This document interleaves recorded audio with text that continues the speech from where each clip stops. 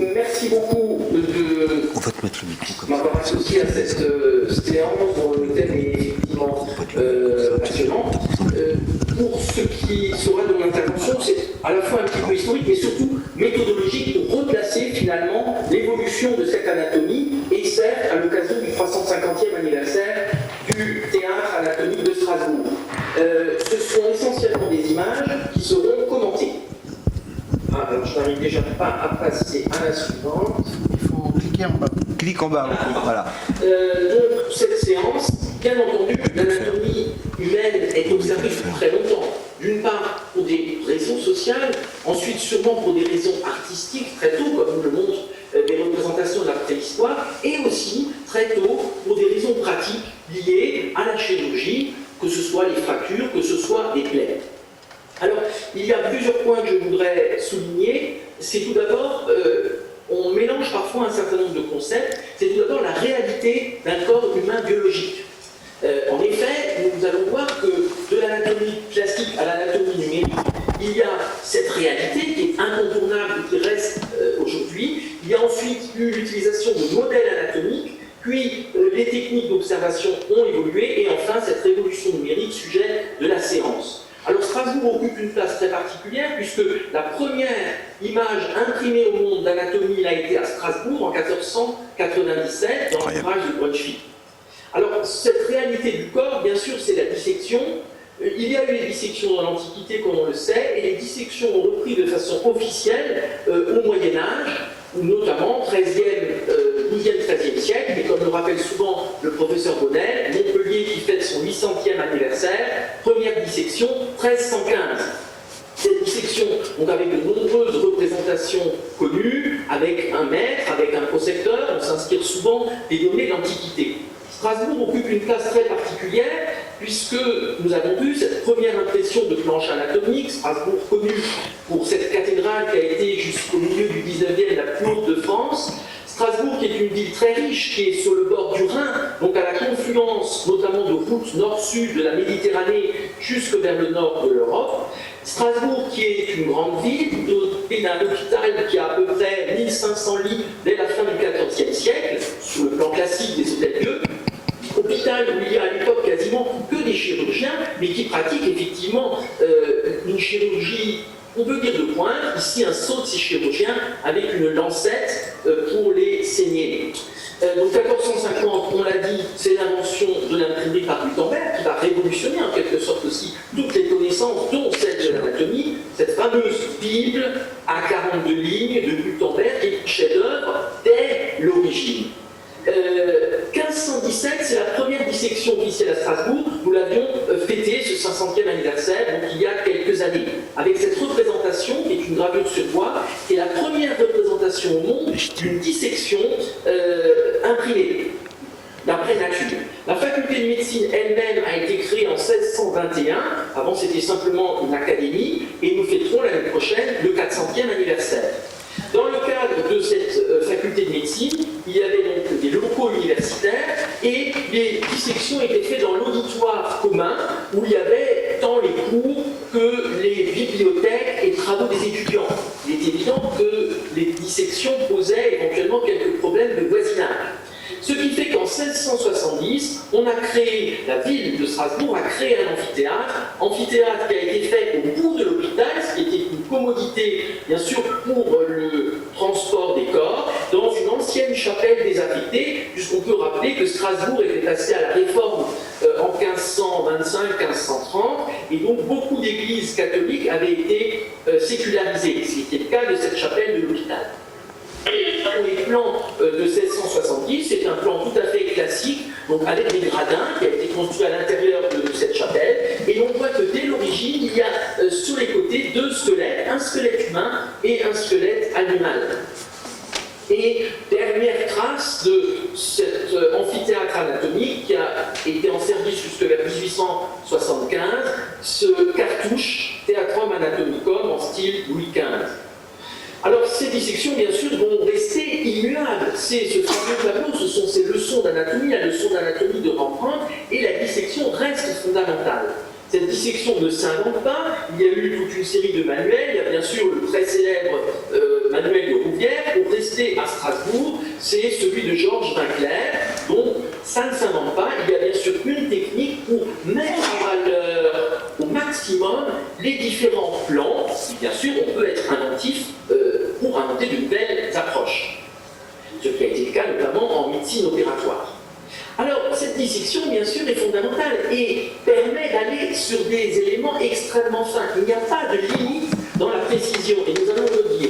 Par exemple, ici, pour ces ramifications du nerf facial représentées là par une jury, on est au milieu du 19e, mais il n'y a aucune technique à l'heure actuelle, hormis la dissection, qui permette de voir cette finesse. Nous n'avons aucune technique d'imagerie qui le permette d'aller aussi fin, d'aller aussi finement. Donc là, la dissection, par exemple, pour les fins rameaux nerveux, est incontournable.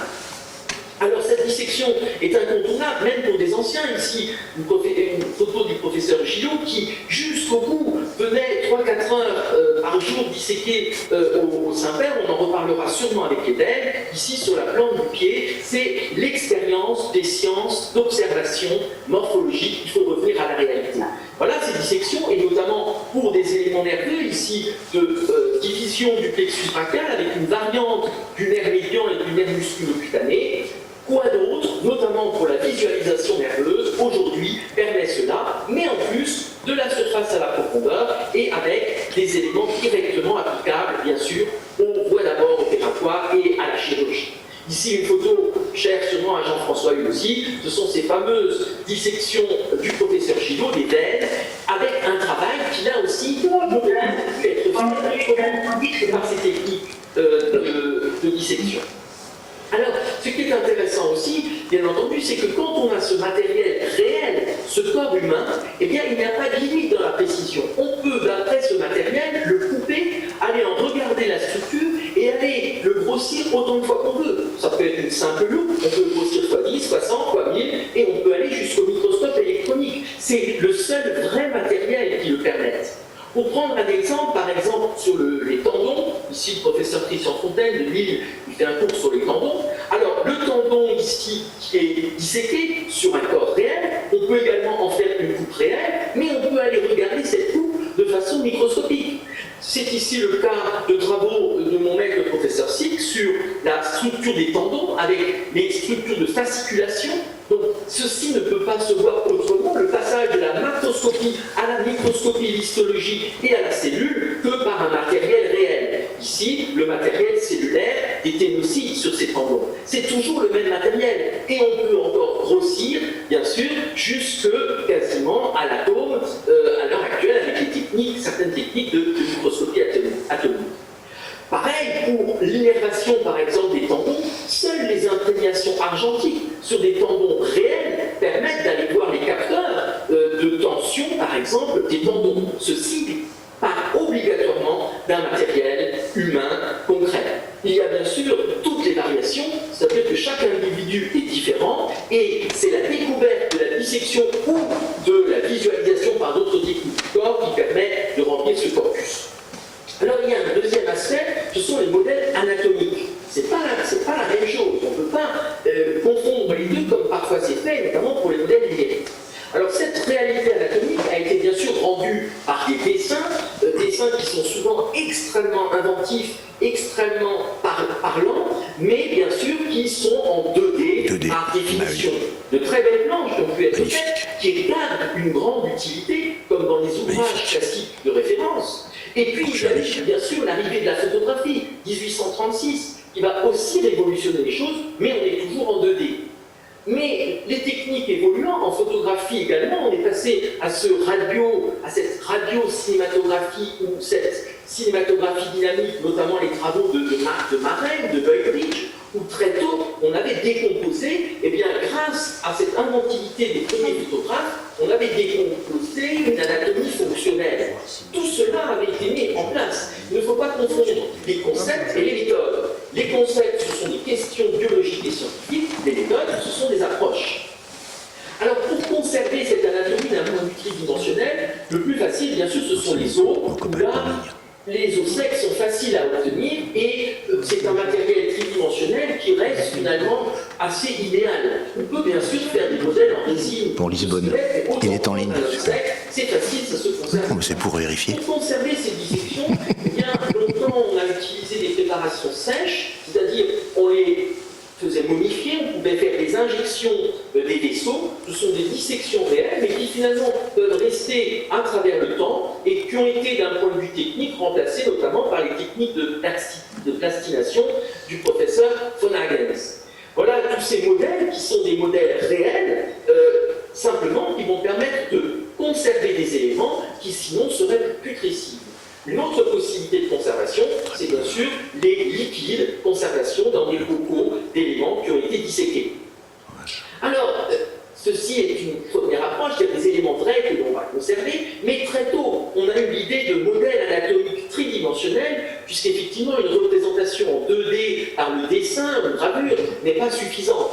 Alors, tout ce qui a pu être développé, notamment, c'est la séroplastie ou sérisculpture, ces cires anatomiques avec un art fantastique, notamment les célèbres collections de Florence ou la Specola ou de Vienne, ou Joséphinone. Il y a eu également des modèles en papier mâché, c'est les fameux modèles Ozu, qui ont été une technique très en vogue au milieu du XIXe siècle. Puis il y a eu le plâtre.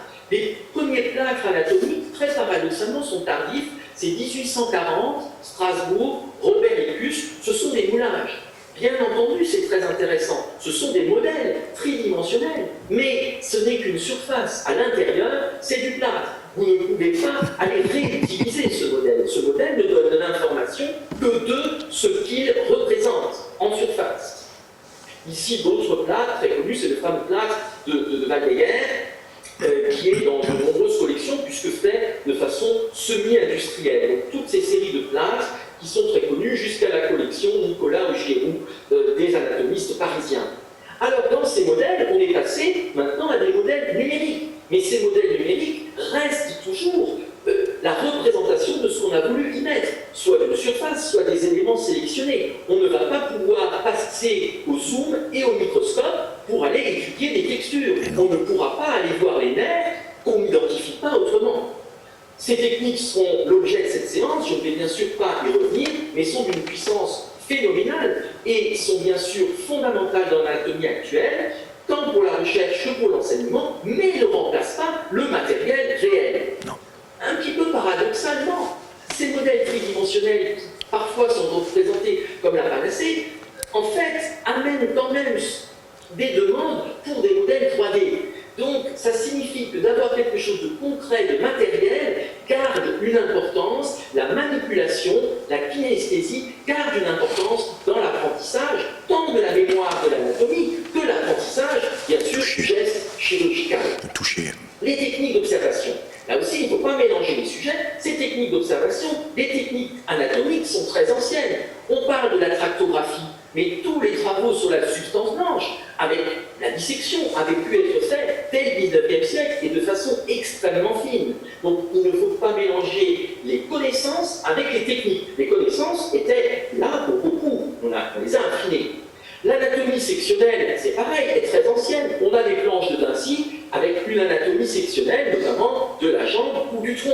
Anatomie sectionnelle qui a permis de comprendre les structures, et ceci bien avant l'invention des techniques d'anatomie d'imagerie sectionnelle. Parmi les techniques très inventives, il y a eu les injections. Injections notamment vasculaires, qui sont parmi les plus anciennes, soit d'encre de Chine, comme ici, soit de résine. Et ici de résine colorée, ces injections qui sont faites depuis le XVIIe siècle et qui permettent d'aller de façon extrêmement fine, bien au-delà des résolutions que l'on peut avoir actuellement, puisque on peut aller jusqu'à des résolutions microscopiques. Ça a été fait par exemple pour le cortex cérébral ou pour l'hippocampe par le professeur Duvernois de Besançon, où on va aller avec cette même injection jusqu'à des grossissements de 300-400 sur les vaisseaux corticaux. Alors ces injections peuvent être couplées avec une technique très inventive, qui est la technique de transparification de Spalter-Holtz, c'est un 19e, qui permet de transpariquer tous les tissus et de voir simplement ce qu'on a injecté. Ici un morceau d'intestin avec l'injection des veines et des artères, et vous voyez qu'on peut aller de façon très fine, on peut même aller jusqu'au niveau histologique. Alors les résines ont évolué, corrosion, très cher à l'école parisienne, puisque ça a été tous les élèves du professeur André Delmas, notamment Cugnot pour le foie et M. Cabrol pour les poumons. Mais les résines sont allées de façon de plus en plus fine, ce qui fait qu'on a pu aller juste quasiment au capillaire, et cette corrosion qui donne ces arbres vasculaires qui sont fantastiques. Ici, quelques pièces en hommage, bien sûr, à l'école parisienne. C'est les travaux de M. Cugnot sous la direction du professeur André Delmas. C'est le tronc-porte, c'est la segmentation hépatique, on en a parlé, mais je reviens sur cette réalité. Plus on peut aller de façon fine dans les injections, plus on peut avoir de détails, jusqu'à aller à des microscopies électroniques à balayage, et donc au niveau capillaire, ce que ne permettrait pas un modèle, bien sûr. Vous voyez, ici, on peut aller de façon extrêmement fine avec une nouvelle résine, et c'est tellement fin que c'est l'inverse. Il faut un petit peu comme dans un arbre, il faut aller couper les petites branches pour aller voir les plus grosses, tellement on va jusqu'aux réseaux les plus fins. Alors ceci est par exemple aussi au niveau tendineux. Alors ces images par exemple de vascularisation tendineuse qui sont très importantes pour comprendre un certain nombre de pathologies sont invisibles jusqu'à présent en imagerie. Quoique, petit à petit, on a des techniques Doppler qui commencent à pouvoir approcher cette vascularisation des tendons. Les injections puissent se faire aussi de façon mécanique, par exemple dans les bronches, par exemple dans les conduits de l'oreille interne, cochlée et conduits semi-circulaires. Des injections puissent se faire avec de la cire dans les bourses synoviales et des bourses séreuses, comme ici, ces bourses synoviales de tendons fléchisseurs de la main. On est au XIXe siècle, bien avant les autres techniques. Ici, des injections synoviales du genou. Autre injection, c'est ici une injection de mercure dans le conduit déférent qui permet d'aller jusqu'aux plus fines ramifications, puisque nous avons dans le conduit épididymaire 7 mètres de longueur, et ceci échappe totalement à l'imagerie actuelle et à la modélisation actuelle, mais c'est ici des travaux vers 1820 de Laot à Strasbourg qui sont les premières représentations précises grâce à ces injections de mercure. Il y a aussi dans cette technique les inventions de coloration, c'est ici la fameuse coloration au bleu, au sulfate de cuivre, qui va fixer le cortex cérébral avec le sulfate de cuivre, la substance grise, alors que la substance blanche qui est riche en myéline ne fixe pas le sulfate de cuivre, et donc on a là quelque chose qui est extrêmement fin, on peut aller jusqu'aux noyaux les plus petits avec ces techniques de coloration. Technique d'imagerie médicale, donc là c'est une autre approche, c'est complémentaire, c'est bien sûr Röntgen et rayons X, une révolution 1895, nous fêtons là le 125e anniversaire de cette découverte, et les rayons X ont bien sûr révolutionné l'étude de l'anatomie. C'est toujours la même anatomie, c'est toujours le corps, simplement on facilite d'avoir des grandes séries, par exemple osseuses. C'est l'invention de l'artériographie. Artériographie, on est vers 1927-1930. C'est Egas Moniz, prix Nobel de médecine, 1949. Donc, pour deux inventions, c'est l'artériographie et c'est la lobotomie qui, elle, a été, bien sûr, depuis très discutée par ces méthodes. Malgré tout, artériographie qui ne donne finalement que les mêmes résultats que ceux que les anatomistes du 19e siècle faisaient avec des injections corrosion. Mais bien sûr, c'est un complément et en plus, on peut le faire in vivo. C'était un apport majeur. Nous avons maintenant une anatomie in vivo, alors qu'avant, nous n'avions qu'une anatomie du corps qui était disséqué. Ici, les artériographies anciennes, parmi les premières, mais qui sont d'une précision absolument remarquable. Et puis, bien sûr, on est passé à ces artériographies de type numérique. On a inventé l'urographie intraveineuse, une série de contrastes pour l'intestin également, la glandarité, qui permettent de voir ici à la fois une anatomie morphologique, mais aussi une anatomie fonctionnelle, puisqu'on a un temps de fixation, d'expression et puis de remplissage de la vessie. Quoi de mieux que la lymphographie? Ce sont les travaux aussi de dissection de l'école parisienne, professeur Geneviève Del, première femme nommée professeure d'anatomie en France. On a avec des travaux fantastiques sur les lymphatiques. C'est la dissection, la lymphographie, mais on n'a pas d'autres techniques pour aller voir les fins réseaux capillaires. On a inventé aussi l'injection, par exemple, des conduits des glandes salivaires, submandibulaires, parotidiennes. Bien sûr, c'est ensuite ces techniques les plus récentes, c'est le scanner, prix Nobel, Kunstfield, 1984, in vivo, fantastique bien entendu, mais qui en tant que tel n'apporte pas plus d'informations que des sections sur du réel, c'est ici une information in vivo, et puis l'IRM, technique différente, extrêmement bien sûr instructive, notamment pour le cerveau, et puis ça débouchera sur l'anatomie, sur l'IRM fonctionnelle.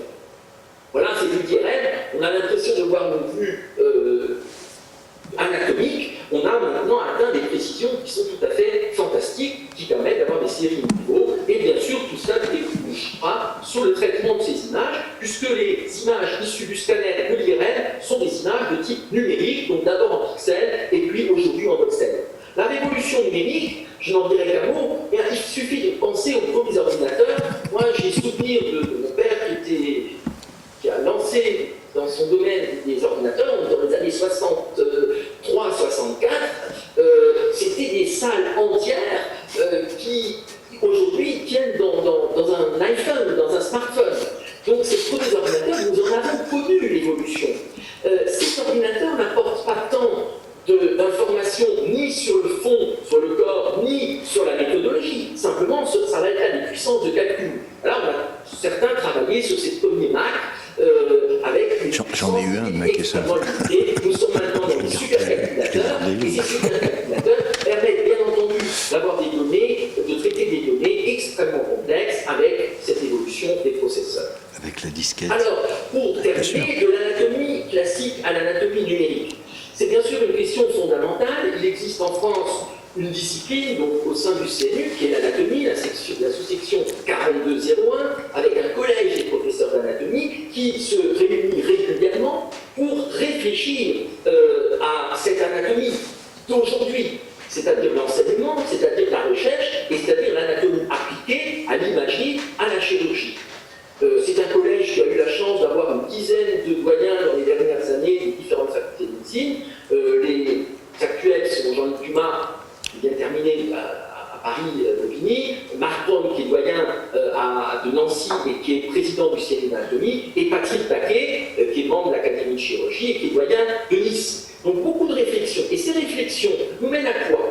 D'une part que, à cette époque de l'anatomie, l'enseignement en réel reste quelque chose d'irremplaçable. C'est comme une pièce de théâtre. Qui se satisfait de regarder une pièce de théâtre uniquement sur son iPhone? Qui se satisfait d'aller à un concert uniquement sur son iPhone?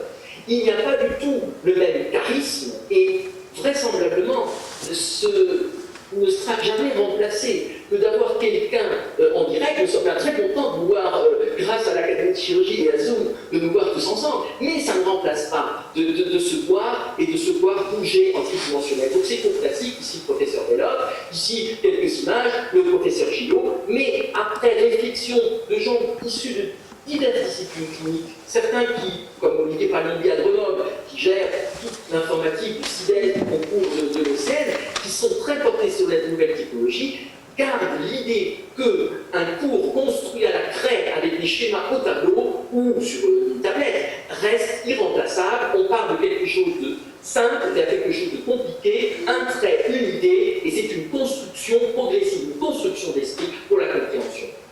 Alors, le Collège des professeurs d'anatomie organise tous les mois une journée de ce qu'on appelle de planche, où nous avons des candidats futurs MCU, PH, futurs PUPH qui viennent de toute la France, nous nous réunissons au Saint-Père, et il y a des anciens, donc il y a une leçon, et puis on va critiquer, chacun va critiquer comment il aurait pu faire. Voilà le coup qu'avait fait le Péricard, et voici Stéphane Delutre, qui est professeur d'anatomie à Tours, neurochirurgien, qui fait des commentaires. Comment pourrait-on mieux faire? Ici, Patrice Couffeur-Pigeon, aussi membre de l'Académie, voilà, qui fait ses propres commentaires. Chacun a son regard pour finalement essayer d'améliorer. Ici, Vincent Delmas, nous sommes bien sûr sur un de ses domaines de spécialité, sur le pelvis, mais qui va critiquer sa leçon. Et chacun va apporter ses connaissances, à la fois sur la partie pédagogique, mais aussi sur l'intérêt clinique et les données les plus récentes. Ici, Christian Fontaine de Lille, qui fait de leur chirurgie orthopédique, qui parle de l'articulation de la hanche. Mais chacun peut parler. Et puis, nous revenons au corps. Ce corps reste irremplaçable. J'ai essayé de vous le montrer par le fait que le questionnement va de la macroscopie à la microscopie et au fonctionnel. Il ne faut pas confondre le matériel primitif et les méthodes ou les modèles que l'on utilise pour faciliter les choses. Cette dissection et cette travaux pratiques, et cette médecine opératoire reste fondamentale. Ce n'est possible. Pourquoi ce n'est possible que grâce au don du corps? Seulement Vous savez qu'il y a 32 eu, branchés, c'est peu. un certain nombre de retentissements médiatiques récents Sur par YouTube rapport aussi. au don du corps, avec des enquêtes qui sont en cours, donc il n'est pas lieu d'en parler Sur Facebook. le fond ici. Facebook et YouTube. L'an dernier, la semaine dernière, 433 sur Facebook. Que le Uniquement collège sur des Facebook. professeurs d'anatomie, depuis sa création, c'est-à-dire presque une cinquantaine d'années, c'est le point principal de ces réflexions, et bien sûr avec des évolutions techniques et éthiques. Nous avons conservé aussi une particularité unique au niveau du concours du CNU, qui aura lieu dans 10 jours. Au niveau du concours du CNU, nous avons conservé une épreuve au tableau et nous avons conservé une épreuve de Anagure dissection. branchée. La plupart ont une balance anatomie et chirurgie. Ici, par exemple, Martin Miquet de Caen, qui est maître de conférence, qui va passer le concours de PU dans 10 jours. Nous avons là Pascal Foulon, le doyen Jean-Paul Franck de Lille, le doyen Marc Braun de Nancy, le doyen Jean-Michel Rogès de Nantes, le doyen Damien Le Garce. Donc voilà, ici plusieurs doyens, membres du CNU, avec ces séances. Nous sommes là, bien au XXIe siècle, nous sommes là, malgré tout, dans quelque chose qui ressemble au tableau de Rembrandt que nous avons vu. Le corps humain est immuable depuis l'apparition de Homo sapiens et la connaissance du corps nécessite le corps. Le reste, ce sont des méthodes. Voilà donc ces séances du CNU, mais pour montrer toute l'importance universitaire et académique et scientifique que nous accordons à cela, et cela grâce au don du corps. Ici, de nouveau, le doyen Le Garce Damien, le doyen Jacques Roland, qui a été président de la conférence des doyens et président de l'ordre des médecins, qui est le CNU, le doyen Jean-Paul Franck de Lille et le professeur Vincent Delmas, que vous voyez sans doute sur votre écran aussi. Voilà ces éléments. Pour terminer, signalons que nous avons une page Facebook du Collège des professeurs d'anatomie, où d'ailleurs la présente séance a été annoncée, et je vous remercie pour votre attention. Merci beaucoup Jean-Marie pour ce très bel exposé qui nous rappelle les bases fondamentales de la morphologie humaine. Y a-t-il des questions parmi les personnes connectées pour Jean-Marie Leminor, s'il vous plaît? Il faudrait qu'il déconnecte son partage. Y a-t-il des questions par la conversation par Zoom, non? Oui, on va attendre un petit peu. En attendant, je vais... Je peux poser une question à Jean-Marie Leminor. Bien sûr. Je peux récupérer mon écran, mais... Faut qu'il arrête en Et j'ai haut. vu que Joachim Georges était en ligne, donc dès qu'on a terminé les questions, je vais te donner la parole. Il faut qu'il déconnecte en haut. Je déconnecte ici. Non, c'est lui, c'est lui. Monsieur Leminor, vous pouvez déconnecter en haut. Déconnecte le partage d'écran, s'il te plaît. Alors, déconnecter... Arrête le partage d'écran. En haut. Tout en haut dans la barre. En haut, j'ai le muet. Partage d'écran supprimé. Partage d'écran supprimé. Ben, je vais plus, alors peut-être. Plus... Non. Alors, il y avait Voilà. une question. Il y avait une question. Il y avait une question qui est, qui est celle de Vincent Delmas. C'est ça, masquer le volet vidéo? Non, on a encore le partage. Oui, masqué. Ou ferme ton. Voilà. Voilà, merci. Oui, question pour Jean-Marie Leminor? Oui, Jean-Marie Leminor, d'abord félicitations pour cette très beau survol de toute l'anatomie depuis ses origines jusqu'à aujourd'hui.